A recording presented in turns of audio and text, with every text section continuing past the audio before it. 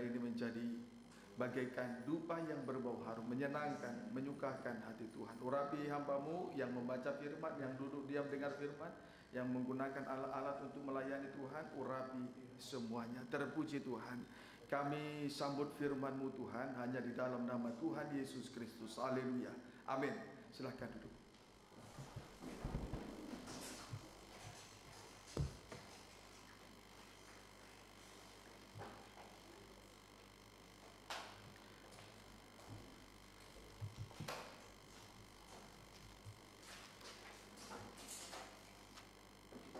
Salam saudaraku.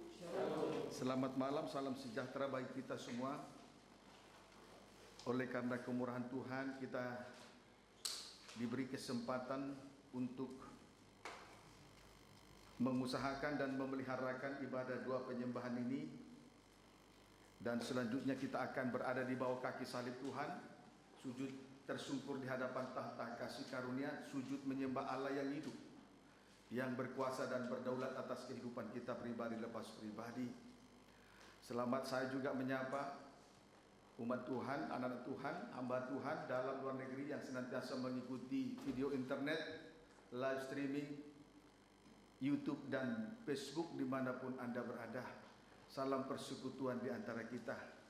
Kiranya damai kasih karunia, damai sejahtera menjadi bagian kita dari malam ini sampai selama-lamanya. Segera saja kita perhatikan firman penggembalaan untuk ibadah doa penyembahan dari surat yang dikirim oleh Rasul Paulus kepada jemaat di Kolose, pasal yang kedua. Saudaraku, Kolose pasal 2 ayat 1 sampai dengan ayat 14, dalam susunan tabernakel terkena pada kaki dian emas atau kandil. Terkena kepada kaki dian emas atau kandil.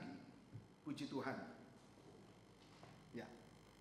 Ini kaki dian emas. Atau disebut juga kandil. Puji Tuhan. Di mana 7 pelita menyala di atas kaki dian. Keluaran 25 ayat 31.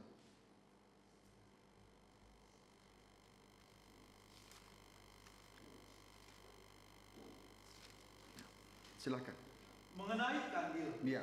Haruslah engkau membuat kandil dari emas murni. Iya, membuat kandil dari emas murni. Terus dari emas tempang. Iya. Harus kandil itu dibuat. Iya. Baik kakinya, baik Iya. batangnya, Iya. kelopaknya, Iya. dengan tombolnya dan kembangnya. Seluruhnya. Terus Haruslah seiras dengan kandil itu. puji Tuhan. Kaki dian emas dibuat dari emas murni, dari emas tempaan. Iya. Dari emas. Jadi kaki dian emas dalam kurung kandil seluruhnya dibuat dari emas murni, dari emas tempaan. Ditempa berarti dipanaskan. Tujuannya supaya mudah dipukul dan dibentuk menjadi kaki dian emas. 7 pelita menyala di atasnya. Demikian pula sidang jemaat harus mengalami proses sengsara yang semacam ini untuk dapat menjadi terang di tengah-tengah dunia yang gelap ini. Puji Tuhan. Apa tanda dunia ini gelap? Bengkok hatinya dan sesat. Bengkok hatinya dan sesat. Kita segera kembali memperhatikan Kolose 2 ayat 1.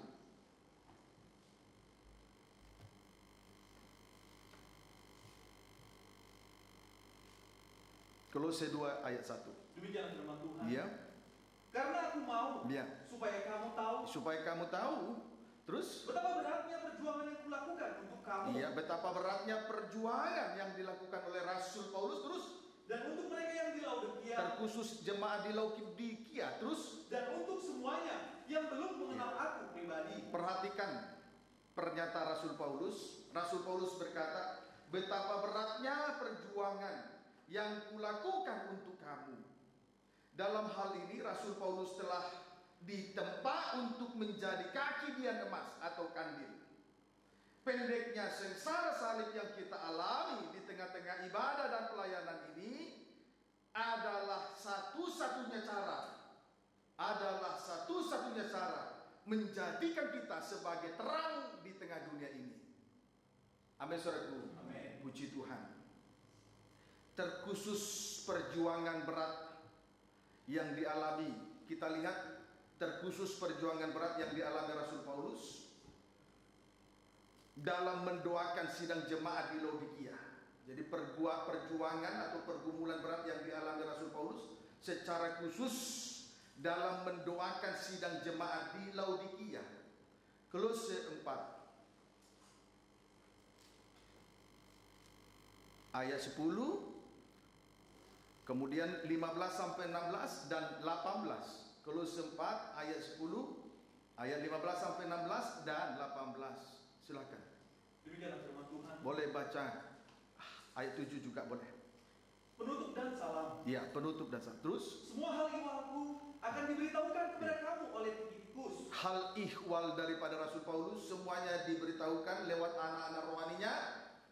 Dalam hal ini di sini Tikikus juga hal ihwal itu juga dituliskan ya kepada sidang jemaat yang ada di Asia Kecil. Ayat 10. Salam kepada kamu dari Aristarkus terus temanku sepenjara, dan dari Markus. ya, temanku sepenjara di balik jeruji terus Dan dari Markus ya. kemenangan Barnabas. Ya, semoga ada dukungan semacam ini dalam kandang penggembalaan. Terus Tentang dia kamu telah menerima pesan. iya, Terimalah dia Iya. apabila dia datang kepadamu. loncat 15 sampai 16. Sampaikan salam kami kepada saudara-saudara di Laodikia. Di Laodikia. Terus Juga kepada Nimfa Iya. dan jemaat yang ada di rumahnya. terus Dan bila mana surat ini telah dibacakan di antara kamu, Iya. usahakanlah Iya. supaya dibacakan juga di jemaat Laodikia. kepada jemaat Laodikia, mereka harus tahu juga tulisan Rasul Paulus. Tulisan itu ditulis di dalam penjara di balik jeruji terus. Dan supaya surat yang untuk Laodikia dibacakan juga Iya. kepadamu. Dan juga orang harus tahu. Ayat 18. Salam daripadaku. Salam daripadaku. Paulus. Ya. Salam ini kutulis dengan tanganku sendiri. Iya, waktu di penjara terus. Ingatlah akan belengguku. Iya. Kasih karunia menyertai kamu. Puji Tuhan. Rasul Paulus bergumul dalam doa dan dalam segala perjuangan yang berat. Sebab ia menulis surat kepada sidang jemaat di Laodikia dari dalam penjara, dari balik jeruji. Itu yang dimaksud tentang hal ihwal daripada Rasul Paulus. Inilah yang dimaksud dengan pergumulan berat yang dialami oleh Rasul Paulus. Dia masih tetap di balik jeruji. Dia bergumul dalam doa untuk jemaat Laodikia. Di balik jeruji, dia bergumul untuk menuliskan surat untuk segera disampaikan kepada jemaat di Laodikia. Ini pergumulan yang berat. Amin, saudaraku.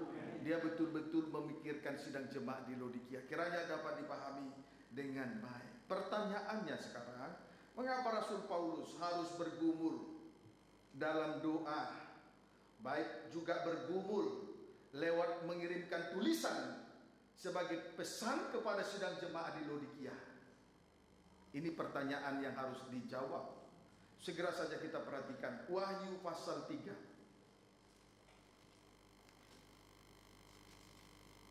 Wahyu pasal yang ketiga ayat 14 sampai 15. Demikianlah firman Tuhan. Iya. Kepada jemaat di Laodikia. Iya. Dan tuliskanlah kepada malaikat jemaat di Laodikia. Iya, ini firman yang ditujukan kepada jemaat di Laodikia dengan perantaraan malaikat jemaat, gembala sidang. Terus Inilah firman dari Amin. firman dari Amin, Saksi yang setia dan saksi benar. yang setia dan benar, Permulaan dari ciptaan Allah. permulaan dari ciptaan Allah. Itulah pribadi Yesus yang ada, yang sudah ada. Terus Aku tahu segala pekerjaanmu. ya, aku tahu segala pekerjaanmu. Terus Engkau tidak dingin dan tidak panas. tidak dingin tidak panas. Terus Alangkah baiknya jika engkau dingin atau ya, panas. terus Jadi karena engkau suam-suam kuku Iya. dan tidak dingin atau panas. tidak dingin tidak panas sampai ayat 15 tadi ya. Ya, puji Tuhan. Setelah dikoreksi oleh firman dari Amin, ternyata terlihatlah keadaan daripada sidang jemaat di Laodikia, di mana mereka tidak di dalam pengikutan kepada Tuhan, tidak dingin, tidak panas, sama dengan suam-suam kuku. Tidak dingin, tidak panas, sama dengan suam-suam kuku di tengah-tengah pengiringan mereka kepada Tuhan. Ayat 16. Jadi karena engkau suam-suam kuku Iya. dan tidak dingin atau panas, Terus aku akan memuntahkan Iya. engkau dari mulutku. Penyebab suam-suam kuku. Titik 2. Jemaat di Laodikia bergantung kepada harta dan kekayaan sesuai dengan pengakuan mereka. Titik 2, aku kaya dan aku telah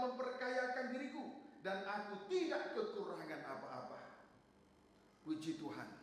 Haleluya. Inilah yang menyebabkan sehingga mereka tidak dingin dan tidak panas, atau suam-suam kuku di dalam mengiringi Tuhan. Kalau seseorang masih bergantung kepada yang lain, pengikutan orang semacam ini tidak teguh, tidak kuat. Saya sampaikan ya, saudara perhatikan. Kalau pengikutan seseorang masih bergantung kepada yang lain-lain, pengikutan semacam ini tidak kuat dan tidak goyah. Tidak kuat dan mudah sekali goyah. Kiranya dapat dipahami dengan baik. Sekarang kita lihat dulu 1 Petrus 1 ayat 18 sampai 19. 1 Petrus 1 ayat 18 sampai dengan ayat 19.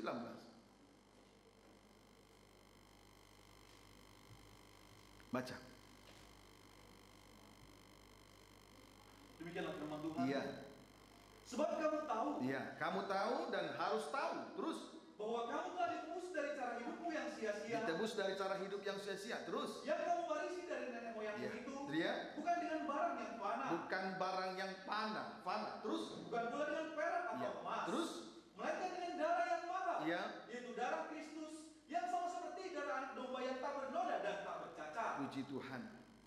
Kita ditebus dari cara. Kita harus tahu bahwa kita semua ditebus dari cara hidup yang sia-sia atau dosa warisan, bukan dengan barang fana,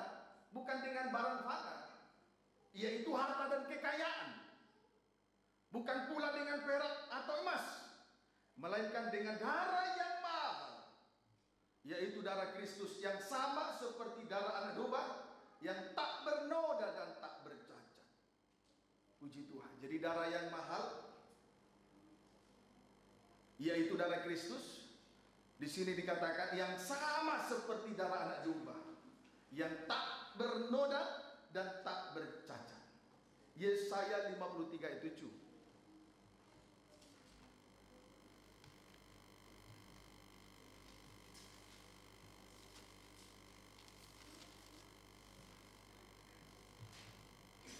Yesaya 53 ayat 7. Silakan. Demikianlah firman Tuhan. Ya. Dia dianiaya. Terus. Tetapi dia membiarkan diri ditindas. Terus. Dan tidak membuka mulutnya. Terima kasih. Perhatikan di sini. Dia dianiaya atau teraniaya. Tetapi dia membiarkan diri ditindas dan tidak membuka mulutnya. Ya. Dan tidak membuka mulutnya. Ini sesuatu yang luar biasa. Saudaraku, membuka mulutnya artinya strip pertama, membela diri karena merasa diri benar. Membela diri karena benar sama dengan merasa diri benar. Strip yang kedua, membalas kejahatan dengan kejahatan sama dengan berada di bawah hukum Taurat. Berarti menjalankan ibadah secara lahiriah saja. Sebaliknya, orang yang suka membuka mulut, orang yang suka membuka mulutnya, darah yang mengalir di dalam hidupnya telah tercemari dengan dosa. Jadi orang yang suka membuka mulutnya, saudaraku, orang yang suka membuka mulutnya, darah yang mengalir di dalam hidupnya tercemari dengan dosa. Baik dosa kejahatan, baik dosa kenajisan. Inilah yang disebut dengan darah yang mahal, darah yang tak bercacat. Puji Tuhan. Amin, saudaraku. Jadi kalau membuka mulut berarti strip pertama, membela diri karena benar, sama dengan merasa diri benar. Strip yang kedua, membalas kejahatan dengan kejahatan. Tetapi tadi kita sudah melihat dia teraniaya tetapi membiarkan diri tertindas dan tidak membuka mulutnya. Itu sebabnya darah yang mengalir di dalam tubuh Yesus menjadi mahal, sebab tidak tercemari dengan dosa, tidak bercacat celah. Sebaliknya, ketika mengalami aniaya, mulut terbuka, maka darah yang mengalir di dalam hidup orang semacam ini, darahnya itu telah tercemari dengan dosa. Itu sebabnya pelayanan dari imamat Lewi itu tidak sempurna. Amin, saudaraku. Saya pesankan untuk sekarang dan selama-lamanya, jangan suka membuka mulut lagi. Belajar untuk berdiam diri. Karena kita ditebus bukan dengan barang yang fana. Kita ditebus dari dosa warisan, dosa nenek moyang. Itulah perbuatan yang sia-sia, bukan dengan barang yang fana, bukan dengan harta dan kekayaan, juga bukan dengan perak dan emas, tetapi dengan darah yang mahal. Kenapa darahnya mahal? Ketika dia teraniaya, dia membiarkan diri ditindas, tidak membuka mulutnya. Jadi sehingga darah yang mengalir di dalam tubuh Yesus tidak bercacat celah, tidak ternodai, tidak tercemari dengan dosa kejahatan, tidak tercemari dengan dosa kenajisan. Lihat kalau mulutnya rame, banyak mulut, sudah salah banyak mulut. Ini pasti darah yang mengalir di dalam hidup orang seperti ini tercemari dengan banyak dosa, termasuk kenajisan. Kiranya dapat dipahami dengan baik. Amin, saudaraku. Puji Tuhan. Ya, saudaraku. Tetapi kita lihat dulu sebaliknya, kalau tadi kalau mulut terbuka, darah yang mengalir di dalam tubuhnya ternodai dengan dosa kejahatan dan dosa kenajisan. Tapi tidak demikian dengan Ayub. Tidak demikian dengan Ayub. Ayub 1.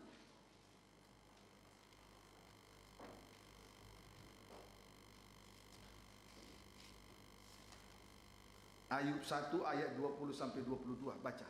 Demikianlah firman Tuhan. Ya. Maka berdirilah Ayub, Ya. lalu mengoyak jubahnya dan mencukur kepalanya. Kemudian sujudlah ia dan menyembah. Ayat 21 22. Katanya, dengan telanjang aku keluar dari kandungan ibuku, dengan telanjang juga aku akan kembali ke dalamnya. Ya. Tuhan yang memberi, Tuhan yang mengambil. Terpujilah nama Tuhan. 22. Dalam kesemuanya itu Ayub tidak berbuat dosa. Tidak berbuat dosa, terus Dan tidak perlu Allah berbuat yang kurang patuh. puji Tuhan. Kita melihat dulu ujian yang pertama.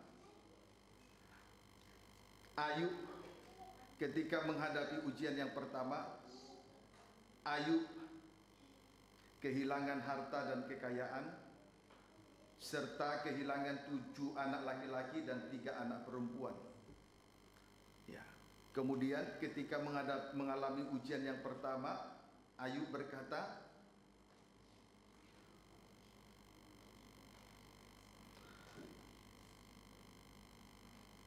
dengan telanjang aku keluar dari kandungan ibuku, dengan telanjang juga aku akan kembali ke dalamnya.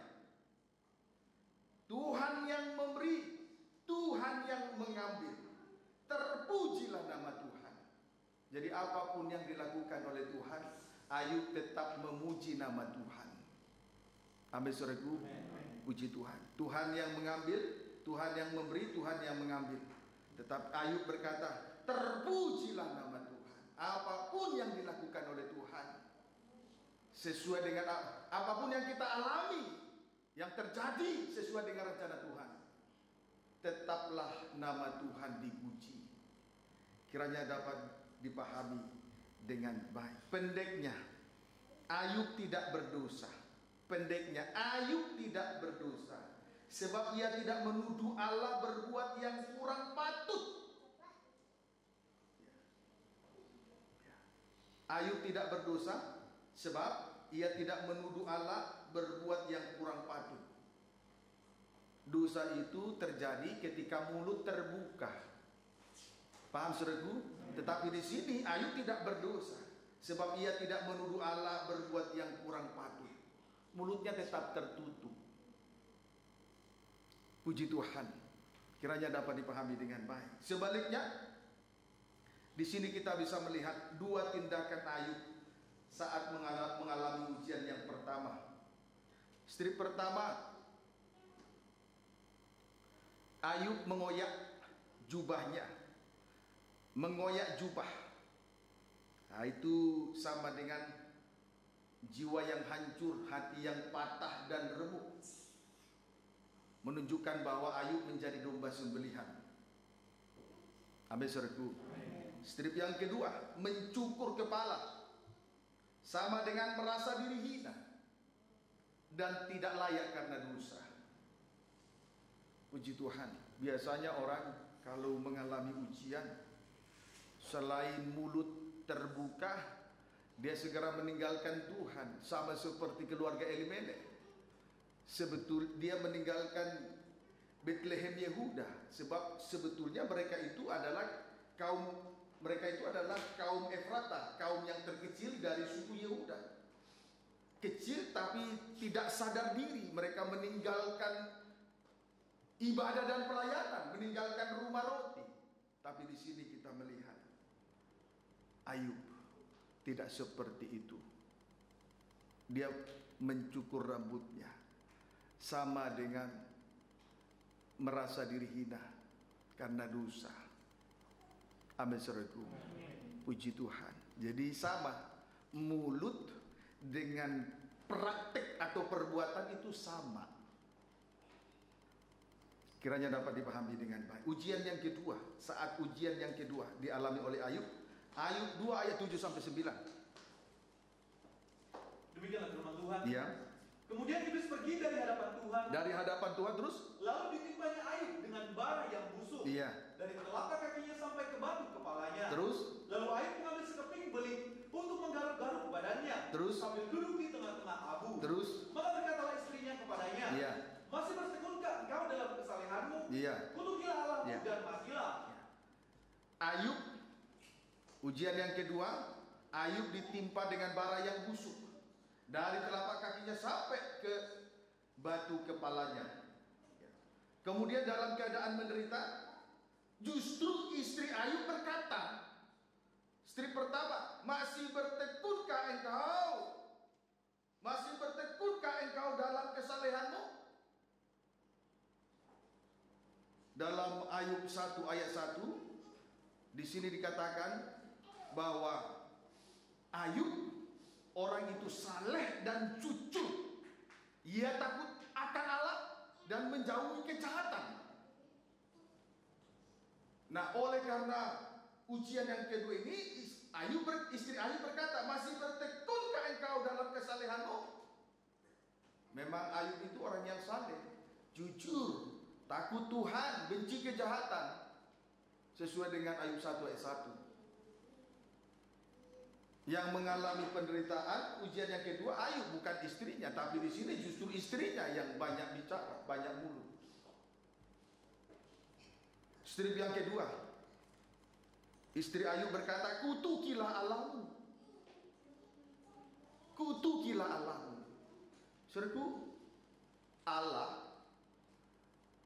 itulah yang menciptakan langit dan bumi dan segala isinya. Dua tangannya lah yang membentuk hidup kita dari segumpal tanah liat. Kemudian dibentuk menurut gambar dan rupanya. Tetapi memang manusia lagi-lagi kurang sadar diri,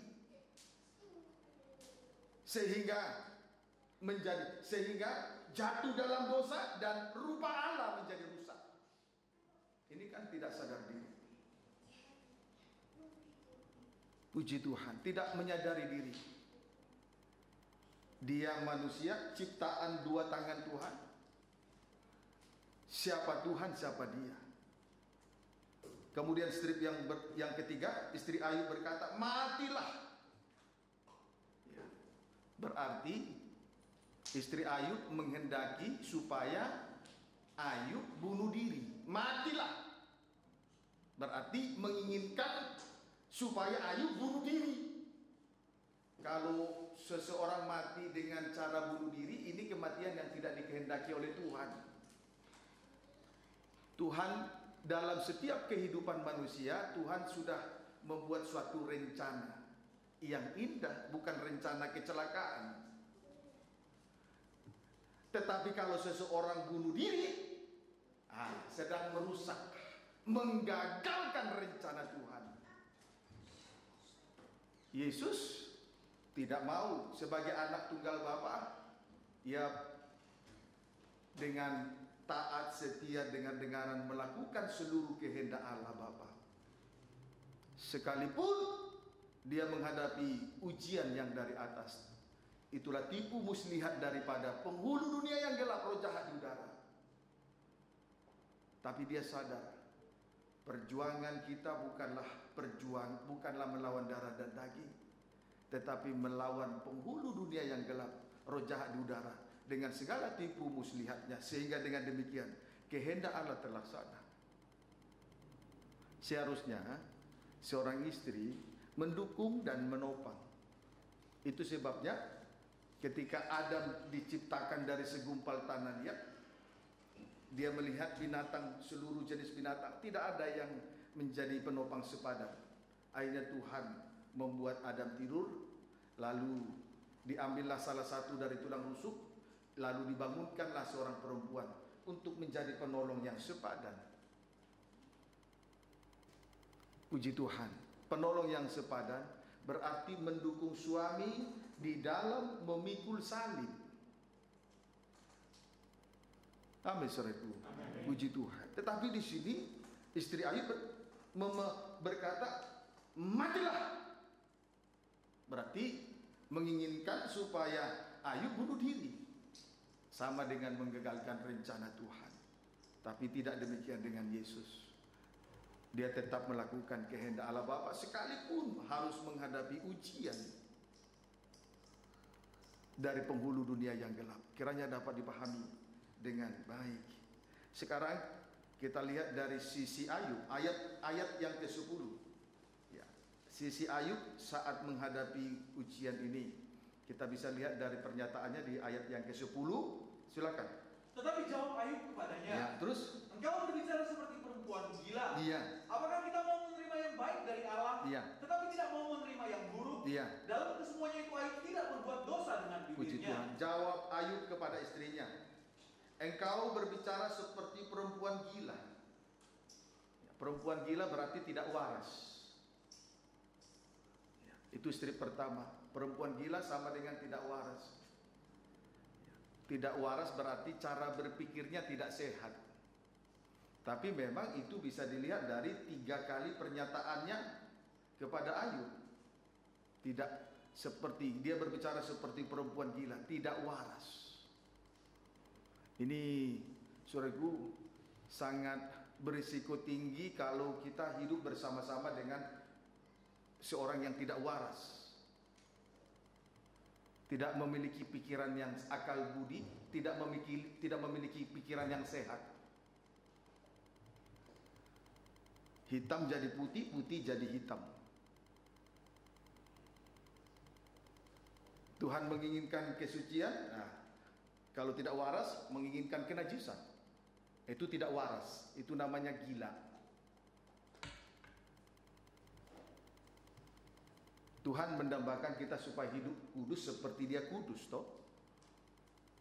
Tapi kalau orang gila tidak waras, cara berpikirnya tidak sehat. Yang diinginkan kenajisan, kejahatan, bertolak belakang dengan cara berpikirnya Tuhan. Kiranya dapat dipahami dengan baik. Ayo, yang masih gila, yang masih tidak waras, hati-hati. Kiranya dapat dipahami dengan baik. Strip yang kedua, Ayub berkata, apakah kita mau menerima yang baik dari Allah, tetapi tidak mau menerima yang buruk? Sama dengan mau menerima yang baik dari Tuhan, tetapi tidak mau sangkal diri dan memikul salibnya. Sebab di dalam saliblah Tuhan membuat Allah membuat suatu rencana yang indah dalam kehidupan kita. Tetapi dalam hal ini Ayub sadar betul Tuhan sedang membuat suatu rencana yang indah dalam hidupnya. Itu sebabnya dia berkata, apakah kita mau menerima yang baik dari Allah, tetapi tidak mau menerima yang buruk? Sama dengan menerima yang baik, tetapi tidak mau menyangkal diri dan memikul salib.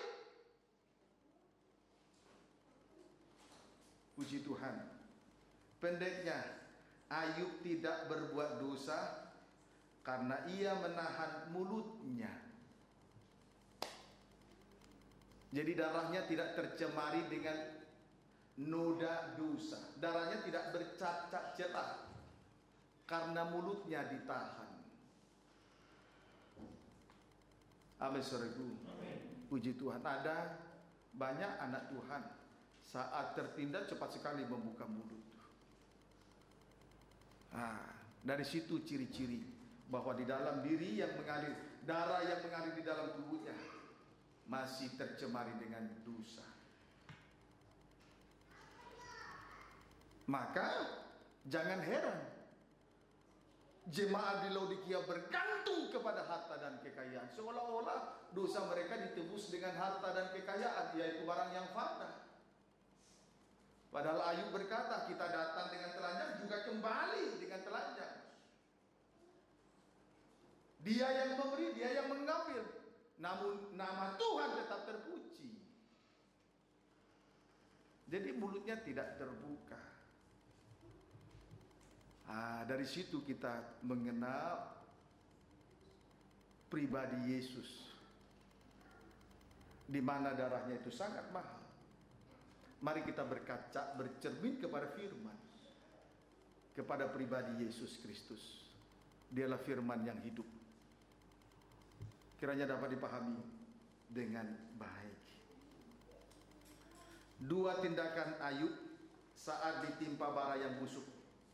Istri pertama mengambil sekeping beling dan menggaruk-garuk badannya.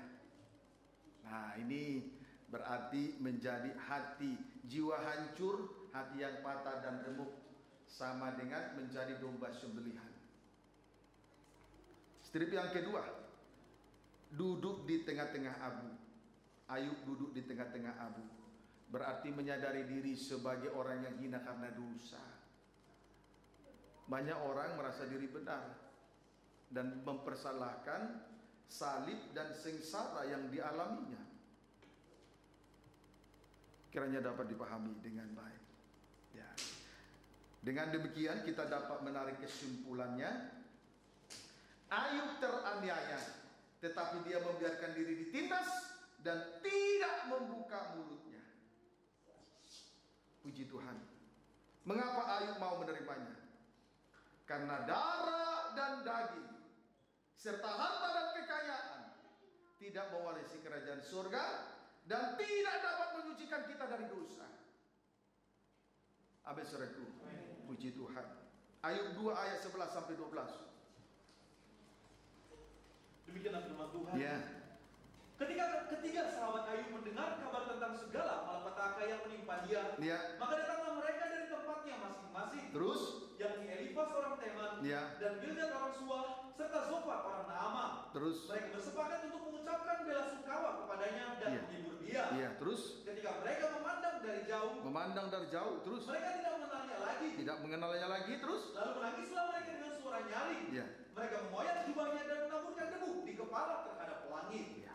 Ketika teman-teman Ayub melihat Elifas, Bildad dan Zofar memandang Ayub dari jauh, mereka tidak mengenalnya lagi. Dari gambaran ini kita bisa mengetahui dengan jelas penderitaan Ayub begitu hebat sekali. Namun sekalipun demikian, mulutnya tidak terbuka, karena dia sadar yang menyucikan dosa adalah darah yang mahal, darah anak domba yang tak bercacat celah, yang tidak dicemari oleh dosa. Amin, saudaraku. Kiranya dapat dipahami dengan baik. Yesaya 53 ayat 2 sampai 4.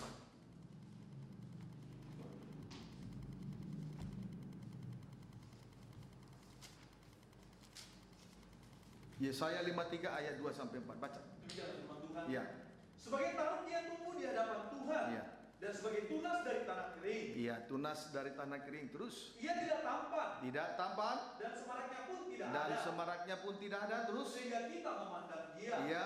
Dan rupa pun tidak. Iya. Sehingga kita menginginkannya. Iya. Terus, ia dihina. Ia dihina. Dan dihindari orang. Ia dihindari orang. Seorang yang penuh kesengsaraan. Penuh kesengsaraan. Dan yang biasa menderita kesakitan. Iya. Terus dari pembacaan ini kita bisa melihat gambaran betapa hebatnya penderitaan Yesus. Terus, ia sangat dihina. Ia sangat dihina. Sehingga orang menutup mukanya terhadap Orang dia. menutup muka. Terus, dan bagi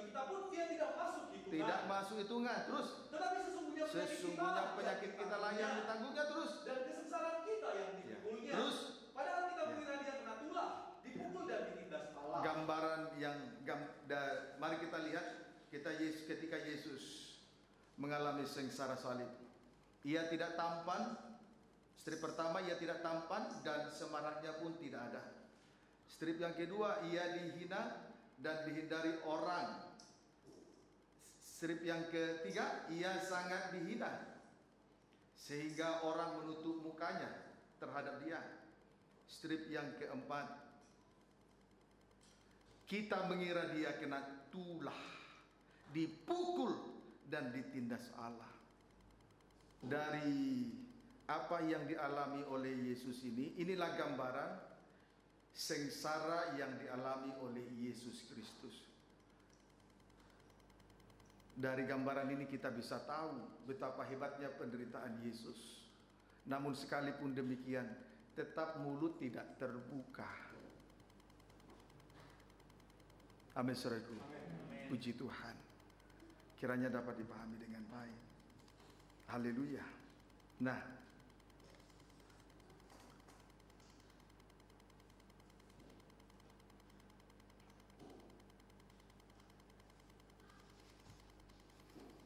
pendeknya, antara jemaat di Laodikia dengan pribadi Yesus sangat bertolak belakang atau kontradiksi. Wahyu 3 ayat 17.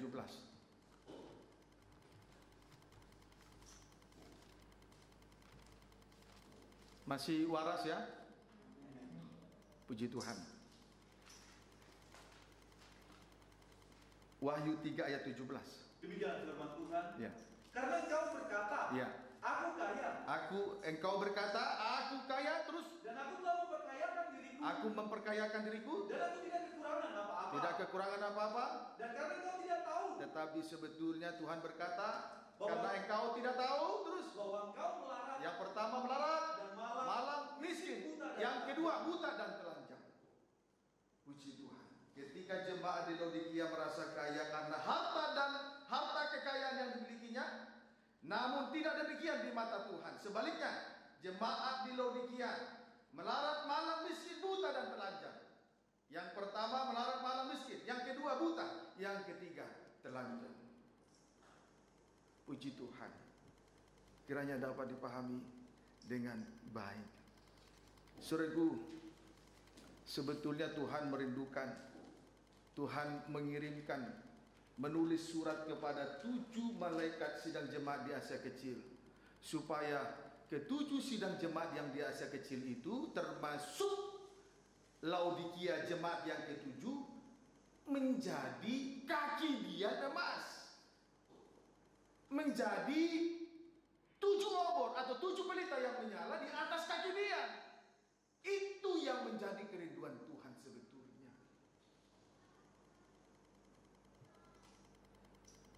Namun pengalaman mereka bertolak belakang dengan apa yang dialami oleh Yesus Kristus. Puji Tuhan. Kiranya dapat dipahami dengan baik. Sekarang kita baca dulu ayat 18. Maka aku menasihatkan engkau, Iya. supaya engkau membeli daripadaku Iya. emas yang telah dimurnikan dalam api, Iya. agar engkau menjadi kaya, Iya. dan juga pakaian putih, supaya engkau memakainya, agar jangan kelihatan ketelanjanganmu yang memalukan, dan lagi minyak untuk meluas matamu, supaya engkau dapat melihat. Puji Tuhan.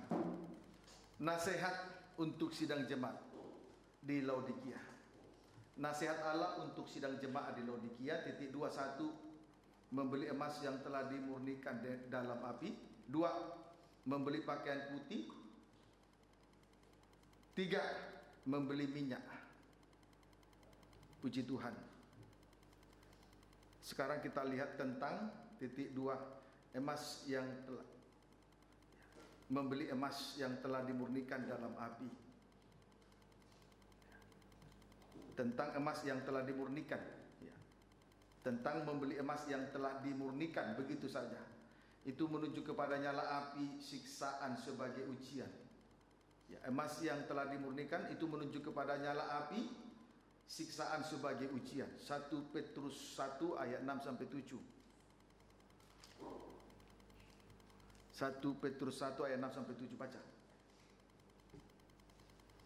Demikianlah firman Tuhan. Ya.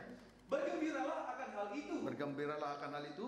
Sekalipun sekarang ini kamu seketika harus berduka cita. Ya. Oleh berbagai-bagai pencobaan. Banyaknya pencobaan sampai membuat kita berduka cita. Terus Maksud semuanya itu maksud dari ujian dan cobaan itu terus untuk membuktikan kemurnian iman. Membuktikan kemurnian iman. Terus yang jauh lebih tinggi nilainya. Lebih tinggi nilainya daripada emas yang fana. Daripada emas yang fana, harta yang fana. Terus yang diuji kemurniannya dengan api. Ya. Sehingga kamu memperoleh puji-pujian dan kemuliaan dan kehormatan pada Yesus Kristus menyatakan dirinya. Puji Tuhan. Berduka cita oleh berbagai-bagai pencobaan atau ujian, maksud semuanya. Maksud dari ujian titik 2 untuk membuktikan kemurnian iman. Untuk membuktikan kemurnian iman di hadapan Tuhan. Ini perlu hal semacam ini harus terjadi dan harus dialami oleh anak-anak Tuhan.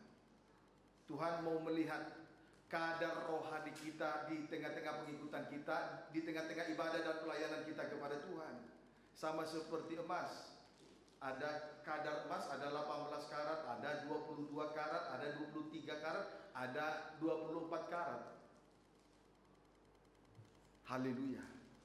24 karat itu yang disebut dengan logam mulia. Tetapi kadar ini ditentukan oleh hasil ujian, cobaan, nyala api, dapur api. Dan itu harus terjadi. Kalau tidak, ya Tuhan kan ingin melihat kadar rohani kita semua. Semakin besar ujian, kadar rohani juga semakin bernilai tinggi. Kiranya dapat dipahami dengan baik. Haleluya. Jadi kemurnian iman itu jauh lebih tinggi nilainya daripada emas yang fana, sekalipun ia telah diuji dengan api. Artinya menjadikan kita untuk memiliki kekayaan surgawi yang ada pada Allah Trinitas. Jadi kemurnian iman itu tujuannya untuk supaya kita memiliki kekayaan surgawi yang ada pada Allah Trinitas. Amin, saudaraku. Puji Tuhan. Allah Bapa tabiatnya kasih, Allah Anak tabiatnya benar sesuai dengan firman, sama dengan pikul salib. Allah Roh Kudus tabiatnya menolong, menghibur, menguatkan, mengajar dan lain sebagainya. Itu kekayaan surgawi. Bernilai tinggi, lebih tinggi nilainya dari emas fana. Amin, saudaraku. Puji Tuhan. Kiranya dapat dipahami dengan baik. Sekarang tentang pakaian putih.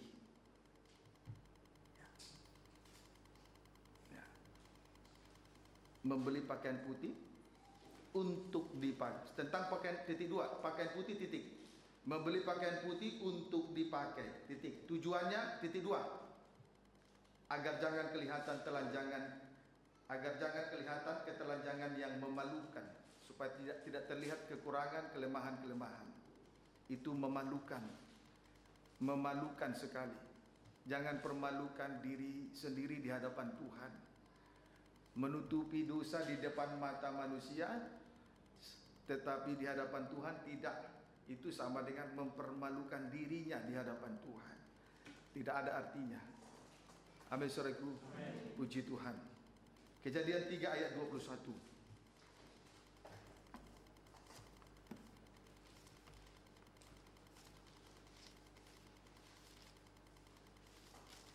Kejadian 3 ayat 21. Baca dulu ayat 7, loncat 21. Baca. Demikian firman Tuhan. Ya. Maka terbukalah mata mereka berdua. Ya. Dan mereka tahu bahwa mereka telanjang. Setelah jatuh dalam dosa, mereka akhirnya menyadari bahwa mereka telanjang. Terus lalu mereka menyemat daun pohon ara dan membuat kemudian mereka berusaha menutupi dosa dengan dengan kebenaran diri sendiri. Ini sifatnya tidak kekal, rapuh seperti daun pohon ara. Ayat 21. Dan Tuhan Allah membuat pakaian dari kulit binatang. Tuhan Allah membuat pakaian dari kulit binatang, terus untuk manusia dan untuk istrinya itu, lalu mengenakannya kepada mereka. Puji Tuhan. Di sini setelah Adam dan Hawa jatuh dalam dosa, Tuhan membuat pakaian dari kulit binatang untuk Adam dan Hawa agar mereka tidak telanjang. Untuk mengambil kulit dari binatang, maka binatang itu terlebih dahulu dibunuh, disembelih. Itu menuju kepada sengsara salib, sama dengan kebenaran yang sejati. Di luar salib tidak ada lagi kebenaran. Amin, saudaraku. Jadi setelah Adam jatuh dalam dosa, kemudian Tuhan membuat pakaian dari kulit binatang untuk Adam dan Hawa agar mereka tidak telanjang. Berarti untuk mengambil kulit binatang, maka terlebih dahulu binatang itu disembelih. Itu menuju kepada sengsara salib, sama dengan kebenaran yang sejati. Di luar salib tidak ada lagi kebenaran, sehingga ketelanjangan itu tertutup. Beda kalau kita menutupi dosa dengan kebenaran diri sendiri, rapuh sama seperti daun pohon ara yang digunakan untuk menutupi ketelanjangan mereka. Tidak lama akan tertelanjang lagi. Ini yang Tuhan mau, membeli pakaian putih seperti ini. Berarti bayar harga, yaitu lewat sengsara salib. Sebab untuk mengambil kulit binatang itu, maka binatang itu terlebih dahulu disembelih. Amin, saudaraku. Puji Tuhan. Ayo, belilah pakaian putih, bayarlah harganya lewat sengsara salib. Kiranya dapat dipahami dengan baik. Kemudian, saudaraku, tentang minyak. Titik, garis baru, membeli minyak untuk melumas mata. Kegunaan minyak untuk melumas mata. Titik, tujuannya supaya dapat melihat. Supaya dapat melihat. Haleluya.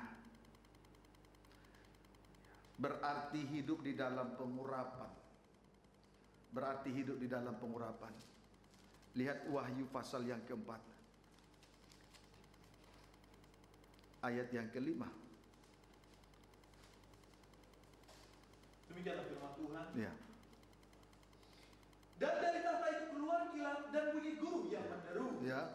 Dan 7 obor menyala-nyala di hadapan tahta itu. Ya. Itulah ketujuh roh Allah. Itulah ketujuh roh Allah. Menjadi terang karena diurapi Roh Kudus.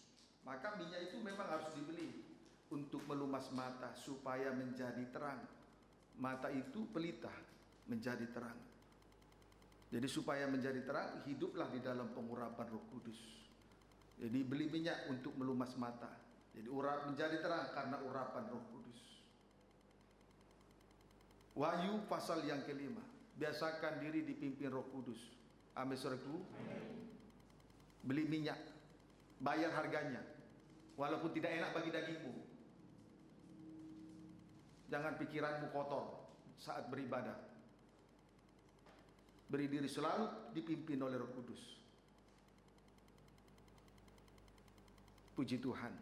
Amin, saudaraku. Tujuannya supaya melumas mata, supaya menjadi terang. Jadi yang menjadi terang itu adalah kehidupan yang diurapi. Minyak itu urapan. Kegunaannya melumas mata supaya menjadi terang. Mata itu pelita sesuai dengan Injil Matius pasal 6 ayat 22. Mata adalah pelita. Jika matamu baik, teranglah seluruh anggota tubuhmu. Puji Tuhan. Lebih rinci, Wahyu pasal yang kelima ayat 6. Demikianlah firman Tuhan. Ya. Maka aku melihat di tengah-tengah tahta dan keempat makhluk itu, dan di tengah tua-tua itu berdiri seekor anak domba seperti itulah disembelih. Bertanduk 7 dan bermata 7. Bermata 7. Terus itulah ketujuh roh Allah yang diutus ke menjadi terang karena kehidupan yang diurapi. Jadi kehidupan yang diurapi menjadi terang di tengah dunia, seperti orang-orang yang diutus oleh Tuhan. Itulah hamba-hamba Tuhan yang diurapi. Puji Tuhan.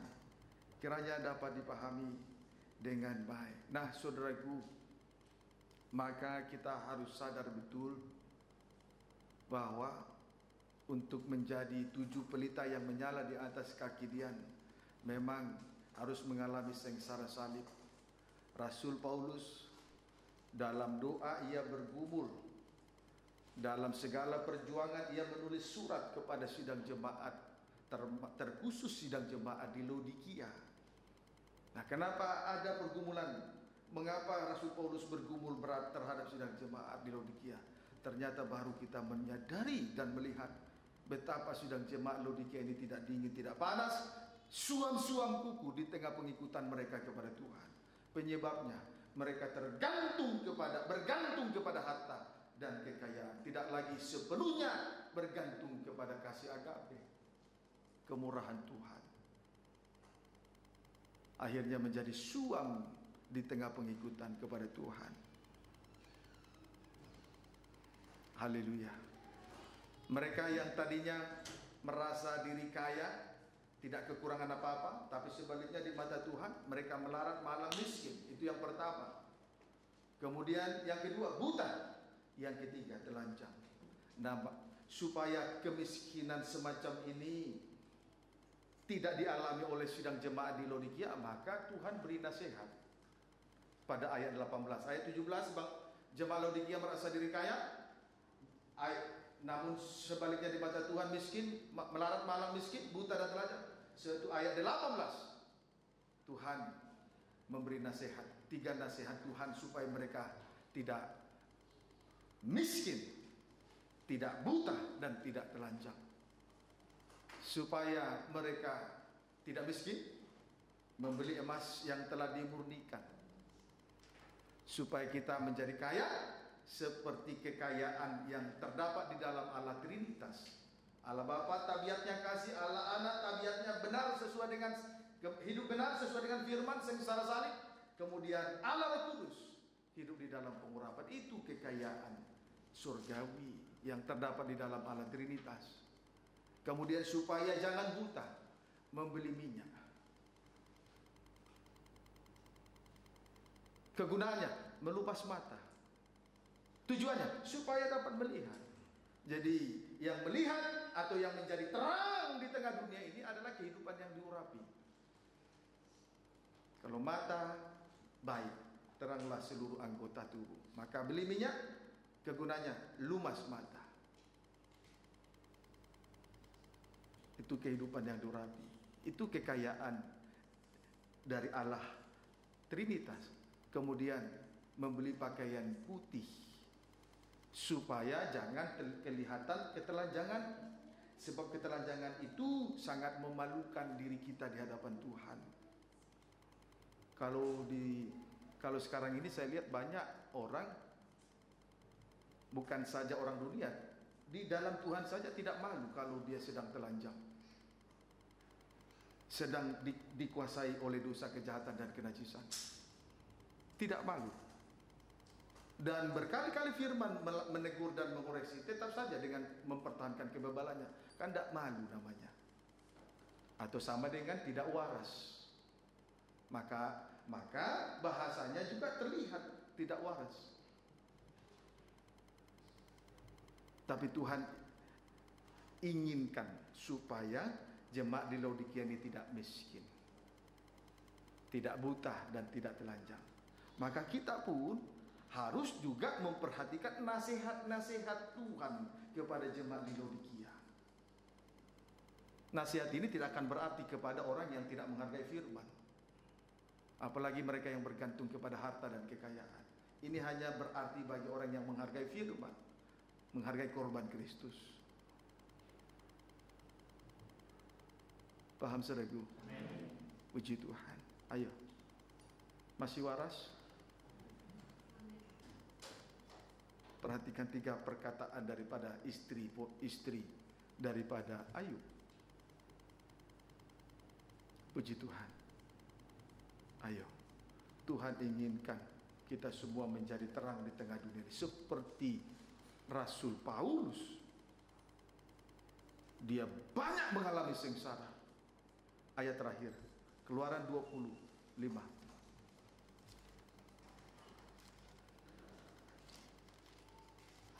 Ayat 31, baca.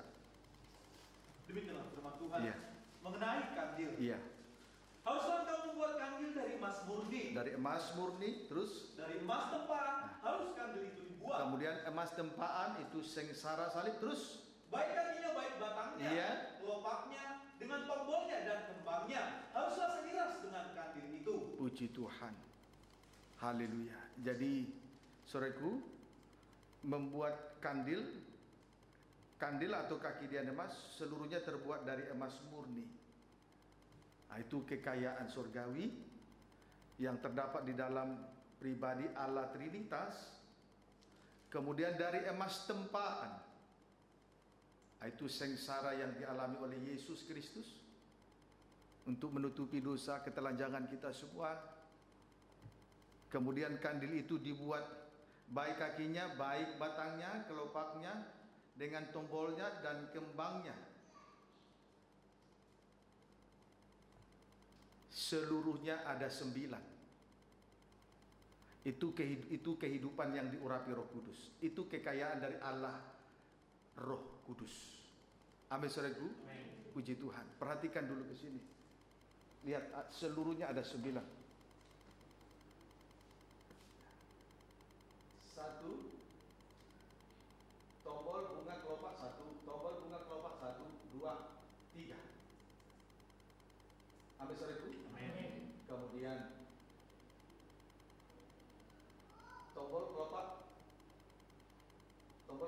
bunga apa tadi? Kembang bunga 1, 2, 3. 1, 2, 3. Jadi 9 semuanya. Itu kekayaan dari Allah Roh Kudus. Emas murni, kekayaan dari Allah Trinitas. Kemudian emas tempaan, itu sengsara salib. Kemudian apa tadi? Tombol, batang, kelopak, dan tombol. Seluruhnya ada 9. Itu menunjuk kepada kuasa Roh El Kudus. Amin, saudaraku. Puji Tuhan. Kiranya dapat dipahami dengan baik. Jadi emas murni kekayaan Allah Trinitas, Allah Bapa. Kekayaan surgawi di dalam pribadi Allah Trinitas, Allah Bapa, emas murni. Kemudian emas tempaan, sengsara salib, anak Allah. Kemudian batang, kelopak, tombol dan kembangnya seluruhnya berjumlah 9. 9 itu menunjuk kepada Allah Roh Kudus. Nah, inilah kekayaan dari Allah Trinitas itu. Tuhan tidak inginkan kita miskin. Tuhan mau kita kaya. Amin, saudaraku. Begitu hebatnya Tuhan menolong dan mengangkat sidang jemaat GPTB tadi ya. Kalau merenungkan kemurahan-kemurahan yang saudara sudah alami, kita terima sampai sejauh ini. Tuhan peliharakan kehidupan kita ini. Tuhan beri kesempatan bagi kita sebentar untuk berada di kaki salib, tersungkur di hadapan tahta, sujud menyembah Allah yang hidup. Dia yang memberi, Dia yang mengambil. Terpujilah nama Tuhan. Apapun yang kita alami, itu sudah kehidupan anak Tuhan yang sudah diperkaya, di dalam Allah Trinitas, yang sudah mengalami penebusan oleh darah anak domba, yang sudah hidup di dalam pimpinan dan kuasa Roh El Kudus. Tuhan Yesus memberkati kita semua.